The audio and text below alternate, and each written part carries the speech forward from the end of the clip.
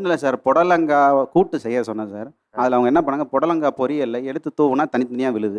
அதுக்கு பேர் கூட்டு கிடையாது சார், பொரியல். நான் என்ன சொன்னேன், சரிம்மா இதை ஆல்டர்னேட் பண்ணலாமா, இதுக்கு என்ன ஐடியா வச்சிருக்க? எனக்கு தெரியாமல் சார் ஒரு அரை சொம்பு தண்ணி மட்டும் ஊற்றிட்டு கிண்டிட்டு கொண்டு வந்து காமிச்சாங்க. அந்த புடலங்காய் கூட்டு கூட நான் 2-3 தடவை கொஞ்சம் கொஞ்சமா தண்ணி ஊத்தி வதக்கி சார் அந்த மாதிரி ஃபைனலாக ஒரு கொடுத்தேன். லிட்டர் தண்ணி எடுத்து ஊற்றி கொண்டு வந்து வச்சாங்க சார். அதையும் என் பக்கத்துலேயே ஒரு சொம்பு நிறைய தண்ணி இடத்துல எடுத்து ஊற்றி கிண்டி அந்த தண்ணிக்கு ட்ரை ஆயிடுச்சு, ஆவியா போயிடுச்சு, அவ்வளோதான். வேற எல்லாம் ஒன்றுமே நடக்கல. அதில் வேற எந்த மாற்றமும் அந்த புடலங்காய் கூட்டில் நடக்கலை. ஆனால் கொண்டு வந்து கொடுத்து இந்தா சாப்பிடுனாங்க சார். அது எப்படி சார் மனுஷன் சாப்பிடுவான்? 100 மில்லி பாலை 50 மில்லியை சுண்ட வச்சு கொடுன்னு சொன்னீங்களா, அது மாதிரி இன்னொரு விஷயம் என்ன சார், கல்யாணம் ஆகி ஒரு 1.5 வருஷம் ஒன்றா தான் சார் இருந்தோம். அம்மா அப்பா எல்லாரும் ஒன்றா தான் இருந்தோம்.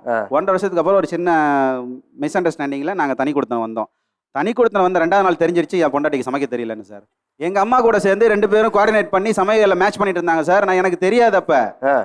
கல்யாணம் ஆனதுக்கப்புறம் கல்யாணம் ஆன அந்த 1.5 வருஷம் கழிச்சு எப்போ நான் 2வது நாள் வீட்டு தனிமத்தில் போனனோ அப்போவே நினச்சேன் என் லைஃப்பில் ஒரு ரீவைன் பட்டன் இருந்துச்சுன்னா பட்டு நாள் தீர 4 வருஷத்துக்கு பின்னாடி போயிடு.